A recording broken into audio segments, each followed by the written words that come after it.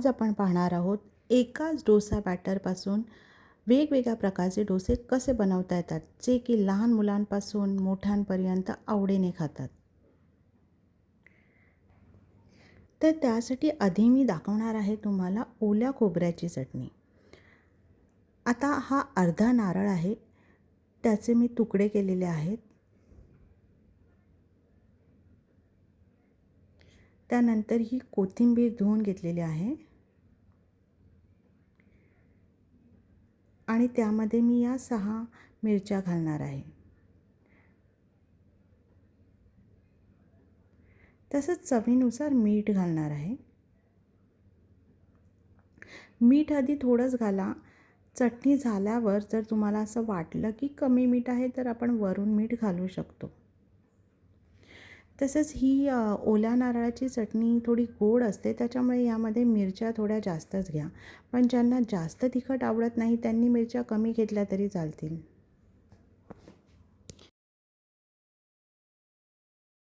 या डोसा बॅटरमध्ये मी थोडंसं पाणी आणि मीठ घालून ते चांगल्या प्रकारे फिरवून देते.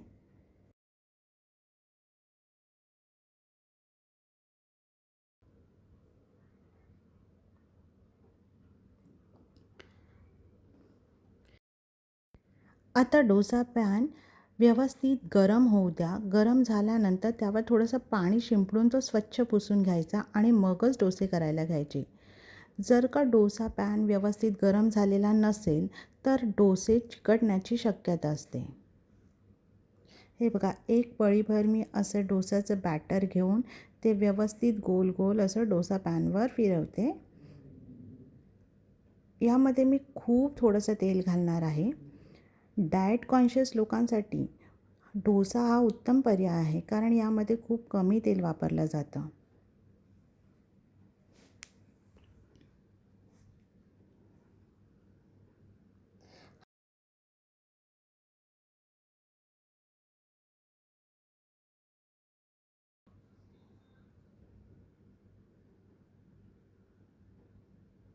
हे बघा, अशा प्रकारे हा क्रिस्पी डोसा तयार आहे. हा साधा डोसा आहे. आता मी हा इथे दुसरा डोसा करते. सेम प्रोसेस मी पुन्हा करते. तव्यावर थोडं पाणी शिंपडून व्यवस्थित पुसून घेते.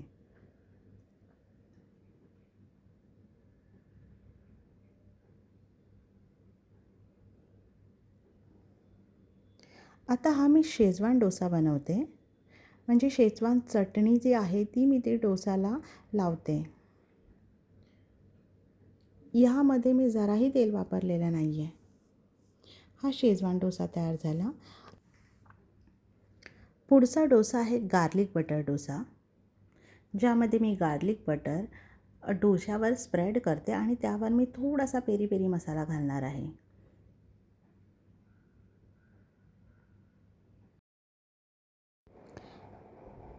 आता करूया साधा गार्लिक बटर डोसा.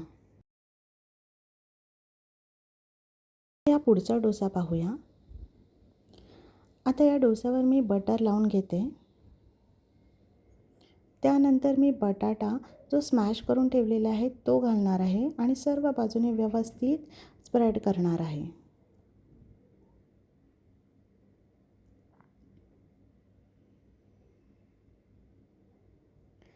त्यानंतर मी यामध्ये आता शेजवान मसाला घालणार आहे.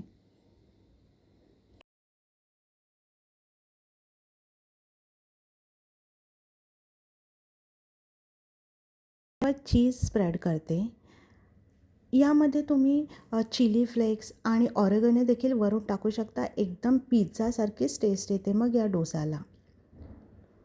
पण जर लहान मुलांना द्यायचा असेल तर अशा प्रकारे डोसा करा, त्यांना नक्कीच आवडेल. पुढचा डोसा मी बटर डोसा बनवते, जो साधा बटर डोसा आहे. पण जर का तुम्हाला या बटर डोस्यावर फक्त चीज स्प्रेड करायचं असेल तर बटर चीज डोसा देखील तयार होऊ शकतो. अशा प्रकारे तुम्ही वेगवेगळ्या प्रकारचे डोसे बनवून तुमच्या मुलांना खायला देऊ शकता, जे की लहान मुलांना खरंच खूप जास्त प्रमाणात आवडतात. तुम्ही एकदा नक्की अशा प्रकारे वेगवेगळ्या प्रकारचे डोसे ट्राय करून बघा. आणि तुम्हाला ही जर माझी वेगवेगळ्या डोसा प्रकाराची किचन ट्रिक्स आवडली असेल तर माझ्या चॅनलला लाईक, शेअर, सबस्क्राईब करा.